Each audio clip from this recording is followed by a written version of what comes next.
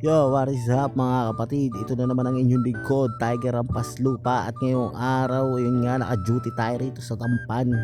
May video na ako tungkol dito pero bibidyo ko pa rin kasi andito yung amo namin ngayon. So yan, ito yung mga kasama ko. At yan, ito yung amo namin, yan si Mike M. Berno.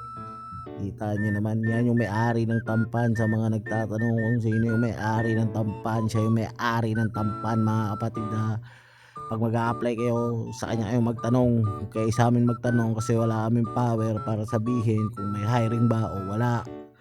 So yun. So yun, gawa-gawa muna tayong pizza dito mga kapatid. Ayan, so syempre yan, create copy lang tayo, create copy. Ayan, usually duty ako dito gabi, madaling araw, pero ngayon dahil nandiyan si Boss Mike natin at baka mamigay ng bonus yan, syempre duty tayo, magpapakitang gilas tayo. Dapat ganun kayo pag sa trabaho, magpapakitang gilas kayo sa boss. Huwag kayong gawa ng wala namang patutunguhan. Ayan, dapat pag gumagawa kayo, nalalaman ng boss ninyo yun para napopromote kayo, di ba? So yun nga, nabubulol-bulol pa ako. So yan, si Boss Mike tandaan nyo Mike M. Berno, siya may-ari. Shoutout nga pala kay Boss Mike yan, mahal na mahal ko yan, pinasahod ako niya kanina 500k, maraming salamat. So ayan, kasama natin dito si ayan, may makulit na manong makulit kang manong ka, gusto mong paluin ka ng katana. Ayan, natawa ako dyan kasi binunutan ng katana yung manong labas man din si Manoy. So shoutout nga pala sa mga katrabaho, kay Shine, ayan, tsaka kay Sire. Ayan, shoutout sa inyong dalawa mga kapatid. Ayan, natawa talaga ako dyan gawa ng yan, nagchat ako, hindi ako makapag-mic sa mga oras na yan kasi alin yung gamit ko. Ayan, so sa alin nga, ulitin ko ulit, sinabi ko na nakarang video yun, walang mic yung alin. So yan, alin ang ginamit ko dyan kasi nag-edit ako ng bahay ko at jumuti lang ako kasi nag-negative yung pera ko Yan, so dapat usually madaling araw talaga ako jumuduty. So yun, daming customer ngayon maraming tao ngayon, maraming customer. Ayan, at yan, dinudumog kami ngayon. Hindi naman masyadong dumog, may time kasi na mas marami pa dyan pero ngayon medyo marami din naman sila pero hindi ganun kadami katulad nung talagang sold out talaga. Ayan, karamihan kasi matambay lang din hindi naman sila bumibili. So ayan, nag-uusap kinakausap si Sir Mike nung lalaki ni Manoy Sasoy. Pinipilit niya parang inaano niya, hindi niya kilala si Sir Mike. Siguro iniisip niya tauhan lang din yan dito sa Tampan. Yan, at sa kaparehas lang siguro namin, iniisip niya ganun. Naangasan niya naman, kalokohan ng manong na yan. So yan, at oo nga pala, yan, lang tayo ngayon kasi may bago akong land. So saka na natin i-flex kung nasa yung land ko. Inaayos ko pa yung bahay ko doon at gagawa natin ng video yun kapag naayos ko na yung bahay. Yan, salamat pala kay Bossing Gun Park. Yan, maraming salamat sa pagiging mabuting ama ng server na to.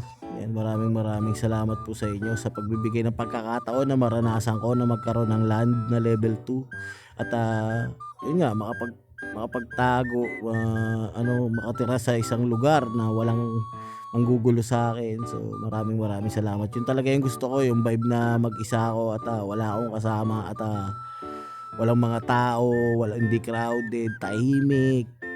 Kaya nawiwirduhan siguro si Boss Gun Park sa napili kong lugar, pero yun talaga yung gusto ko, boss. Gusto ko talaga yung ninja vibe na parang malayo sa sibilisasyon yun, tapos walang masyadong tao na pumupunta, walang magugulo, walang makukulit, maingay, 'di ba? So yan, at magre-request sana ako sa iyo ng link ng pala, gagamitin ko na rin yung video na to para makapag-request pala kay Sir Gun Park ng ng link nung ng boombox. Ayan, sana mabigyan mo ako ng link ng boombox na ano, yung tunog ano,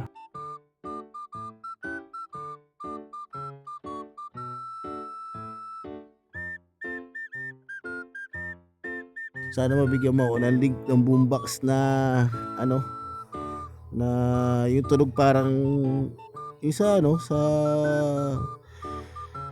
sa nature, yung may umaagos na tubig or pumapatak na ulan, ganun. Tapos may mga umiihip na hangin, may hampas ng hangin sa mga puno. Yun. Sana mabigyan mo ako ng link ng ganun, Sir Grand Park, at maraming salamat po. So yun, pinabantayan kami ni Boss Mike yan sa mga oras na yan. Ayan, shoutout talaga yan sa customer kay Levi. Ayan, so tsaka dun kay Manoy Sasoy na sobrang kulit.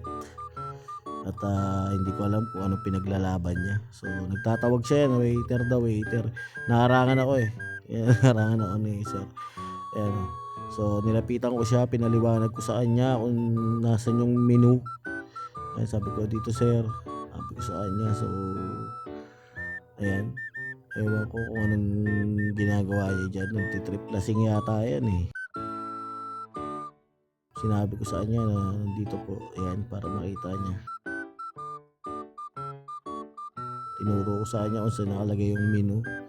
Siguro bago lang siya rito sa Tamban nakapunta, baka bago lang siya rito sa lugar na to, kaya hindi niya pa alam yung ano, yung saan nasan yung menu ng Tamban. So tinuro ko sa kanya, yan, pili lang po kayo dyan, sabi ko sa kanya.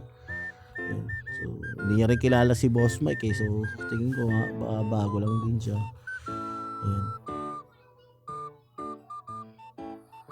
So yan, sa punto na yan ay siguro medyo nalinawan na siya.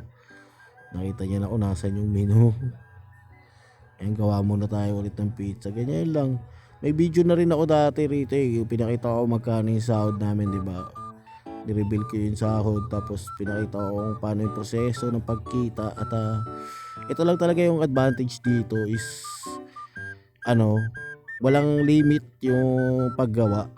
So hindi kagaya sa cow milker at sa fruit collect na may limit. Dito walang limit dito. Hanggang kaya mong gumawa, gawa ka lang ng gawa. Ang problema nyo lang talaga dito is ano, kapag nag-reset yung server or na DC, nag-reset yung server, mawawala yung stock sa menu.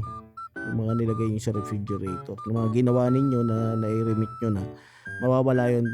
Yun lang. Tapos uulit na naman kayo paano pag nag-reset yung server tapos maraming customer, sabay mag-isa ka lang naka-duty, diba? Nagpakahirap ka mag-stock ng mga 200 plus doon, tapos biglang magre-reset yung server.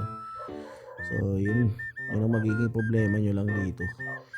Pag nag-reset yung server, magbaback to zero yan. So yun nga, napaka sakit sa puso, damdamin namin yun, kasi lalo na pag maraming customer. So raratratin namin ang gawa, tapos biglang mag-reset yung server or server refresh, ganun. So yun, ulit kami, pero trabaho naman namin yun, tsaka bayad na yun bago pa mawala, kaya walang problema dun. So lagay tayo dito sa ano, yan, sa refrigerator.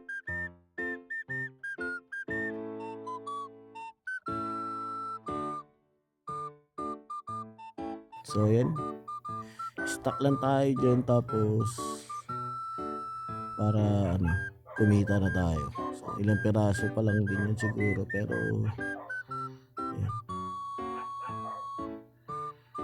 hindi pala ako nagkamali ng type, sa pangalawa pala yan. So yan, lagay lang tayo dyan. Ayan yung kita ng ano namin, ng paggawa, iba-iba, hindi siya iisang presyo yung ano, katulad sa cow milker tsaka sa fruit collect na ang presyo ng gawa ninyo ay iisa lang. Dito iba-iba yung presyo niya. May 600, merong 623, ayan o, 592, may 623, 592, 579. Iba-iba yan. So depende yun sa quality siguro ng gawa. At yun nga, ang kagandahan is walang limit. Walang limit yung ano, walang limit yung paggawa. Hanggat kaya mong gumawa, pwede kang gumawa. Yun ang kagandahan lang din dito. Isang kagandahan dito sa function work na to. Ayan, so sarili mo yung kita mo, hawak mo yung kita mo. Hindi ka mamumblema sa kung gusto mo marami kung matatagal lang ang gumawa bago mo makuha yung pera, kagaya sa fruit collect at sa cow milker naman na mababa lang yung nakukuha pero mabilis naman. So parang nasa gitna siya ng dalawang yun eh. Kasi ito depende sa'yo kung gaano karaming gusto mong gawin at kung gaano karaming gusto mong kitain. Yun lang yung kaibahan niya. So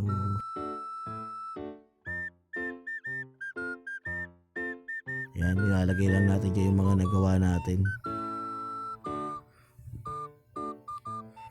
Nilalagay lang natin dyan. So yun, stuck lang tayo yan. Bumalik na si Sir Mike. Pinalayas lang niya yung lalaki yata. Ewan ko ano nangyari kanina dun. O may ginawa lang siya. So yan. Siyempre magpapakitang gilas tayo. Kasi usually pag nagjo-duty ako noon, wala siya eh. Yung nakaraan medyo naging busy si Sir Mike, wala siya nung nagjo-duty ako. Madaling araw ako noon eh. Wala siya. So pang night shift ako lagi eh, madalas. Siguro mga mula 1 AM hanggang 4, ganun duty ako. Or minsan 1 AM hanggang 3, ganun 2 hours ako duty. Lalagyan ko lang ng stock yan tapos saka ako titigil, saka ako aalis. At ganun lang. Pero pag may naka-duty naman ang oras na yun, syempre tinutulungan ko lang yun, wala naman masyadong bibili ng ganong oras. Tinutulungan ko lang siya mag-stock at sinasamahan lang namin ng panalangin na wag mag-refresh yung server or mag-reset server kasi sayang talaga yan. Katulad yan, ayun na, nangyari na, sinasabi ko kanina. So yan, kailangan namin tumigil kaso di ko napansin nung una yan. Ayan, ay sabi ko, sabi ko, aray, di ba? Ayan, masakit kasi pag nangyayari yung ganyan, panigurado, yung 200 na stock na nandiyan dyan ngayon, mawawala lahat dyan. Milk and pizza, mawawala lahat dyan. So, ayun na. So, reset server tayo dyan mga kapatid. Wala tayong magagawa eh. Yun talaga eh.